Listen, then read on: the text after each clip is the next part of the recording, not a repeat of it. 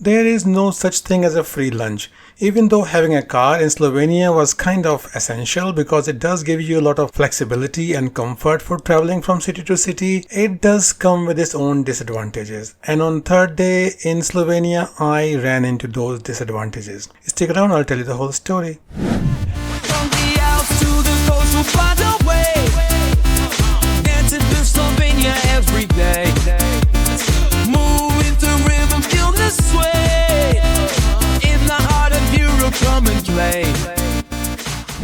Okay, you know me by now, but if you don't, this is Sunny and you're listening to Sunny Escapades. But if you do know me, you know that I'm going to start with food. We are talking about day 3 in Slovenia on my trip to capture some fall colors in Slovenia.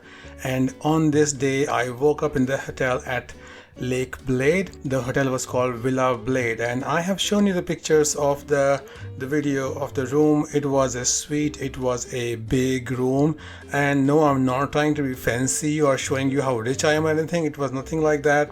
They had only suites for that particular day, and I wanted to have that hotel because it was very close to the lake itself. But for the next day, I had booked another room in the same hotel, which was not a suite because it was quite expensive. It was 123 for the suite for that day, and the next day it was 123 pounds for the double room. So go figure, they changed their rates based on how things are going. So I did not like this room very much because it was really huge. It had a very big sitting room with a single bed in there even, and the other room was really big, which was the bedroom with closets and all the other stuff. And the bathroom was also very big with 2 wash basins, a toilet, bidet, a big bathtub and a shower over the top. It was too big and it was a bit old-fashioned for my style, so I did not find it very comfortable.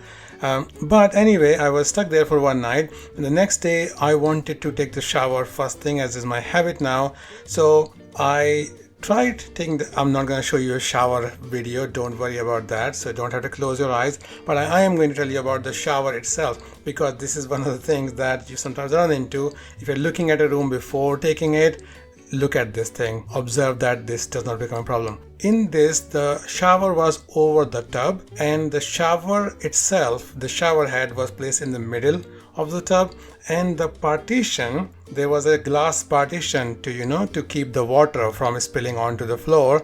That partition was only going to the middle of the tub as well. So you can see that in this equation, when somebody's taking a shower, a lot of water is going to splash on the floor. It did. For the rest of my time there, for the next few hours, I felt like I was living in Venice. And I don't want to go to Venice for that reason, because I have heard that it's got water everywhere. Okay, so that was a problem only for a few hours, because I was going to check out of this room today. And after the shower, went down to the breakfast. They had a big breakfast room, which was, I think it was a nice breakfast. There was a lot of variety there, not a lot of staff there, but there was a lot of variety, and you can just take your pick, look around.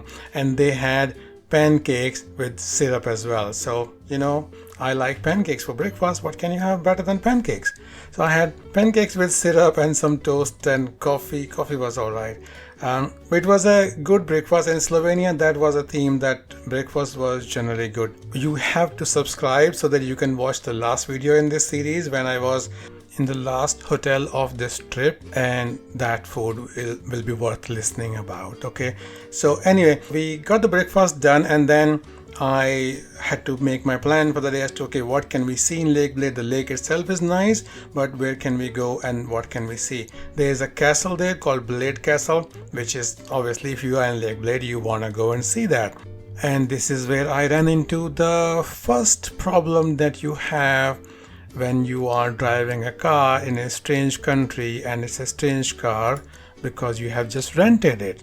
So it was, first thing was that it was all uphill, that drive, and the roads were not always very big, but Slovenian drivers, or the tourist drivers that I ran across, they were all okay, so I did not have any ugly confrontations. But when I got to the castle, maybe like 10 minutes, 12 minutes drive, and the parking around the castle is just that parking. There's a little parking outside the castle, and that's it. There's no other extra paid, unpaid parking anywhere else. That's paid parking. and it's got, I don't know, maybe like 50 spaces total. And castle obviously is a very popular place, so I had to look around, then drove around, came back, then drove around. So it was like going into the parking, taking a turn around the middle of it, which was like a rock pillar kind of thing, then come back, exit, and then come back into the entrance. So I was going round and round like a dog chasing its tail for maybe 15 minutes. I have a dash cam video of the whole thing, but I would not torture you by showing you that as well. But I can show you a little clip to show you actually that this is what it was like. I was just literally waiting to find a space if somebody would pull out. So anytime somebody came out of the castle, I was looking to see, are they going to a car? Are they going to pull out of a parking space? Some people had come in buses, so not everybody had come in a car. Finally, after about 15 minutes of driving around, found a space when somebody pulled out. Literally, this thing like a predatory behavior. I had to wait. I saw a family going to their car, waited a little, like a few meters before them, waited for them to come out. When they drove away, I took their space. It was that tight, okay? And there were other people as well who had kind of driven around or driven away because they could not find a parking space. So that's a big disadvantage which I found even in Lake Bled. Although I was thinking, because Ljubljana, I could expect that, because Ljubljana is a city, it's the capital, you would expect that parking issues. But even in Lake Bled, it's a very touristy type place, so lots of cars there. People do, like I said, you need that flexibility, you need that comfort for going from city to city. So if you are going to Lake Bohine, Lake Bled, Triglav National Park, all of these places, so you need to have a car so that you can easily get to these places and don't have to walk long distances for the buses. And also the bus journeys would be a bit long as well, and yet then you are dependent on the bus schedule. Okay, so I did not go for that. I had checked all of that and it was a little bit uncomfortable because you are there on a holiday. So if you are just wasting your hours waiting for a bus, then that's your holiday time going to waste. So I did not want to do that.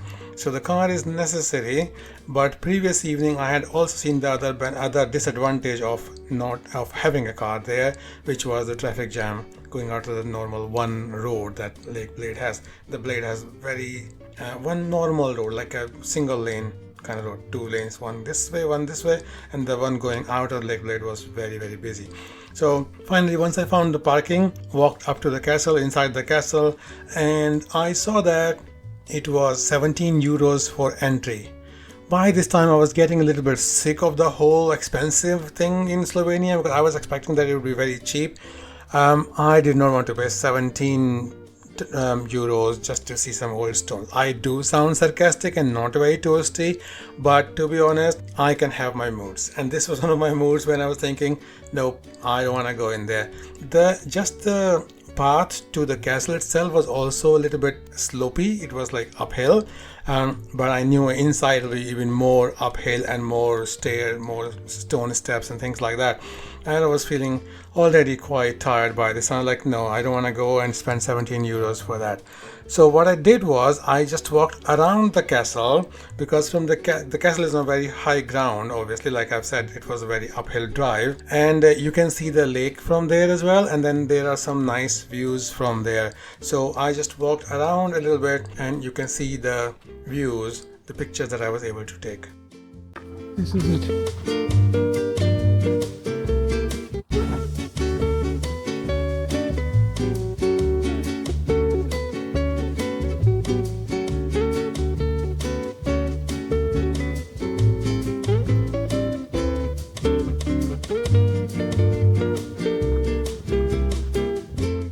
Another thing that I have noticed in tourists is that usually tourists are quite well behaved. So while I was there, there was one spot where everybody was taking pictures, because that was the best spot, sticking out kind of spot from where you get a good angle of the lake and everything. and the mountains beyond the lake.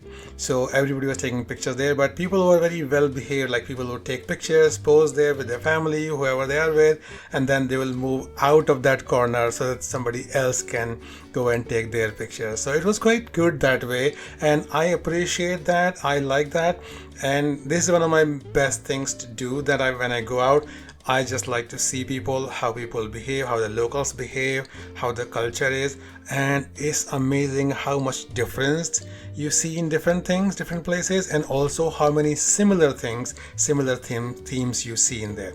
Okay, so next we come to a very delicate part, which is, as I was taking pictures and doing some videos and everything around there, everywhere I could go and climb around the castle without going inside, did all of that. Then I was feeling like, oh, I need to go to the loo. And I knew there would be a toilet inside the castle, but I was not gonna pay 17 euros just to go take a wee. So I asked my best friend ChatGPT, where are the toilets, public toilets around here if you don't want to go into the castle? So it gave me a few options. It's quite good that way. There was also an Android app also for that, where I think it's called Where's Public Toilet or something like that. If you look on Android Play Store, you will find that, and that's quite useful as well. For all over the world, it can show you where the nearest public toilets are. So, because when you're traveling, when you're a tourist, these are like your realities of life. Sometimes you want to go find a restaurant, sometimes you need a place to go relieve yourself. So it told me the exhibition center is a nice place.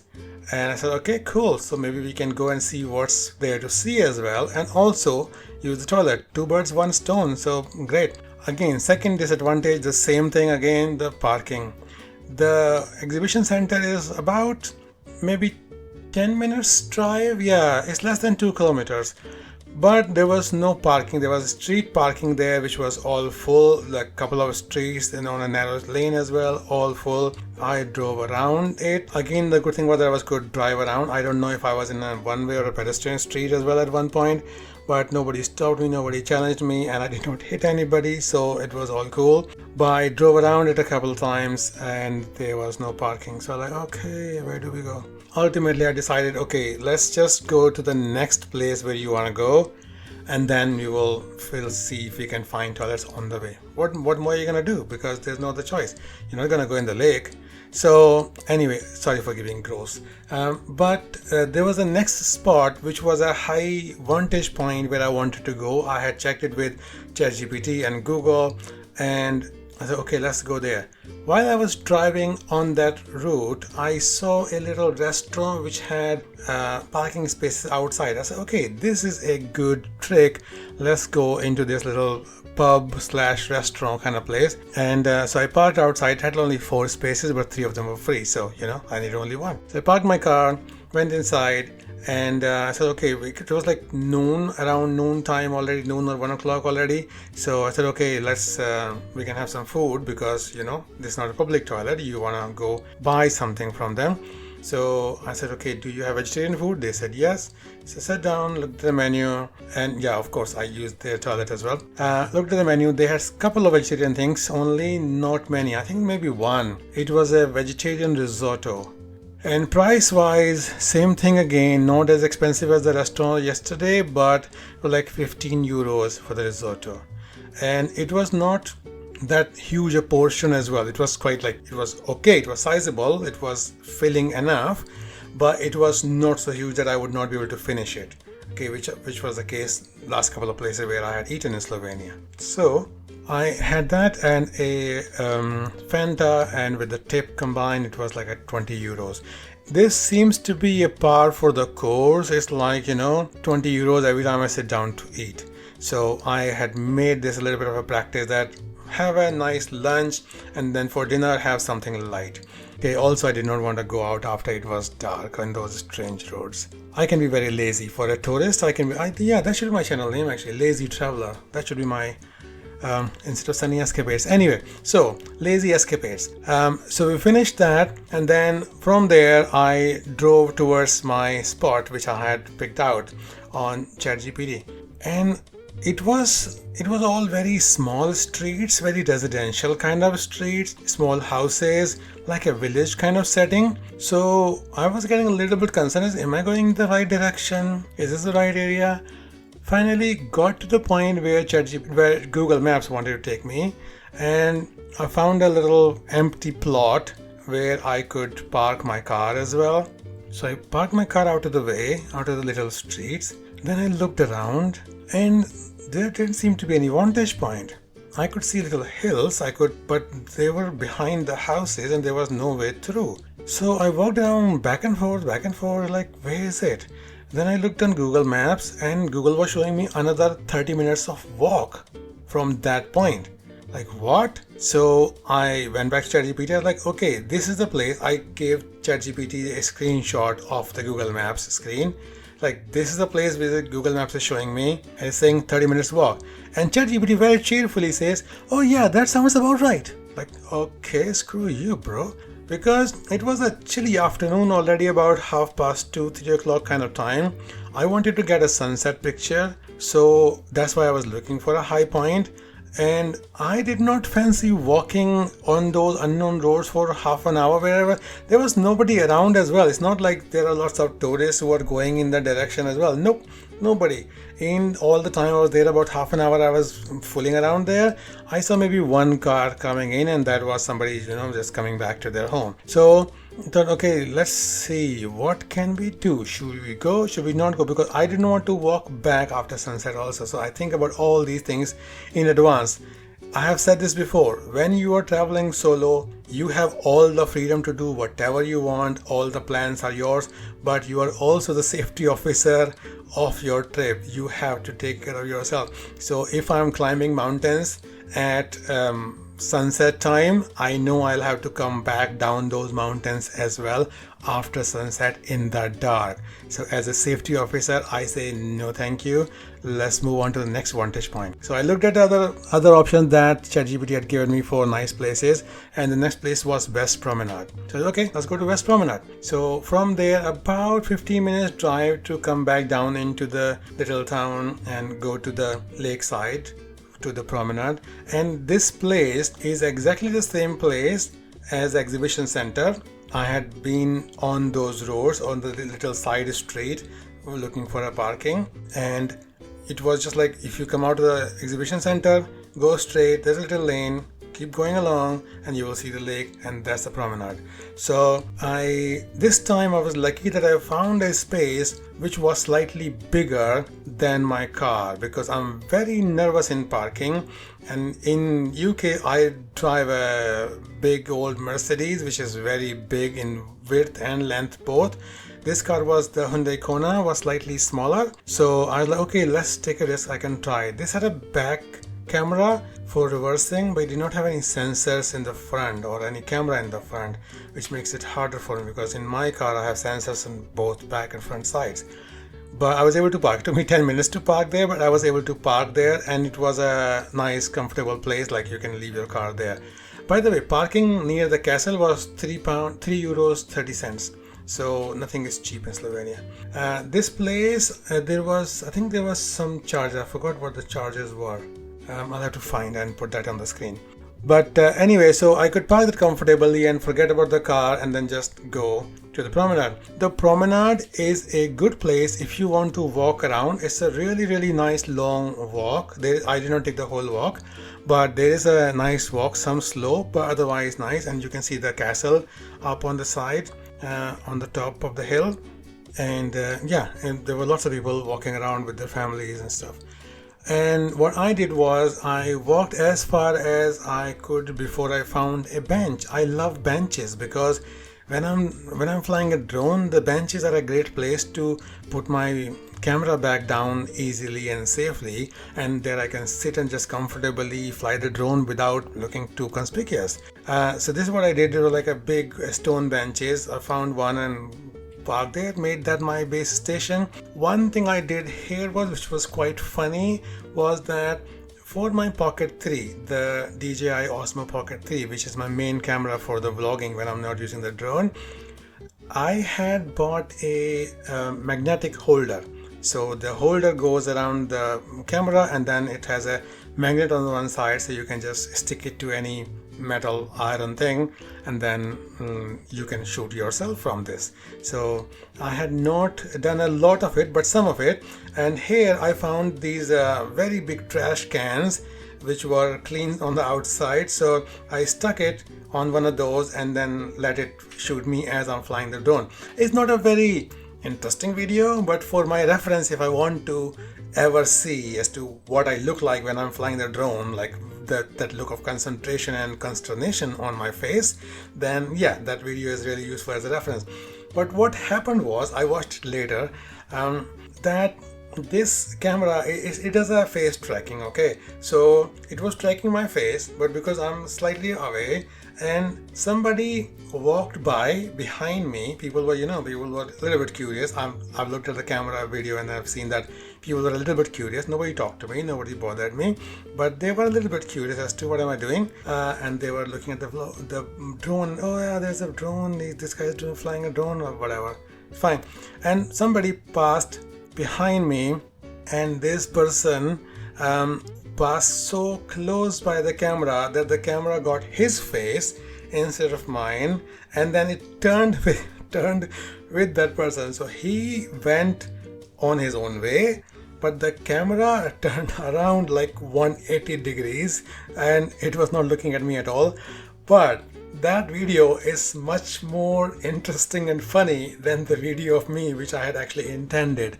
Because what happened was, although I thought nobody was looking at me and nobody was bothering me, but there were lots of people who were looking at me and pointing to each other like, oh, there's a drone, look, that guy. And they also saw my camera, the DJI Pocket 3 as well, and they're like, oh, there's a camera here. So some of them are making faces, some of them are a little bit annoyed, semi-annoyed, kind of, so that I don't know. There's some people are spending too much time looking at the camera as well, so that became a little bit of a funny video. But anyway, I did fly the drone there, and it was a good way. It was a good use of the drone, because although the colors were not that great, but it was a good way. So let me show you that, and then we'll finish the video here while you enjoy the view of Lake Bled, and I'll tell you about the next day in a second.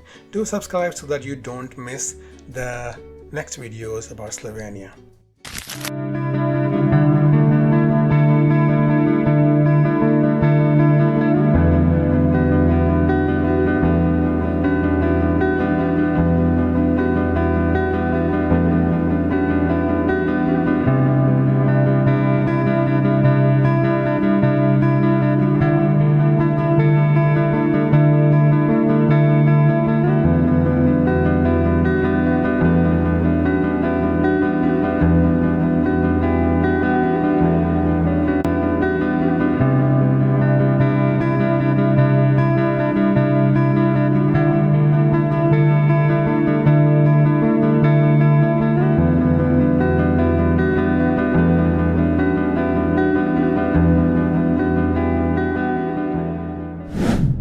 Okay, so that was Fall Colors by the Lake Bled. After that, it was not very interesting. I just went back to the hotel. This time the check-in was very easy. The clerk just handed me the key because I had been there before the previous day, so he knew that I knew the whole drill. And this room was smaller. Let me show you the room as well. This room was a double room. It had a balcony as well, and it had a nice view of the lake, which was kind of foggy, so it was not that great at that time. But I liked it slightly better than the suite. The bad thing was that the products, the cleaning, the hand wash and everything was still the same of this hotel, which was an awful smell. I did not like that at all. But yeah, so I just had dinner on the couscous that I had bought the previous day from the supermarket, and I had some yogurt also from that same batch of shopping, and that was my dinner, very light. And yeah, so this is the last day in this hotel, and then next day is the travel to Lake Bohin, which was another story, and then how you learn things. And you know, if only I knew this before. Lake Bohin was so beautiful. So yeah, make sure that you subscribe so that you don't miss these videos. Slovenia beauty is still continuing. on the vlog. Thank you very much for watching, and please do give me a comment as to what you liked, what you didn't like, so that I can improve the videos. If anything is working or something is not working, something can be improved, I would really appreciate that. Thank you very much, and I'll see you in the next one. Bye bye.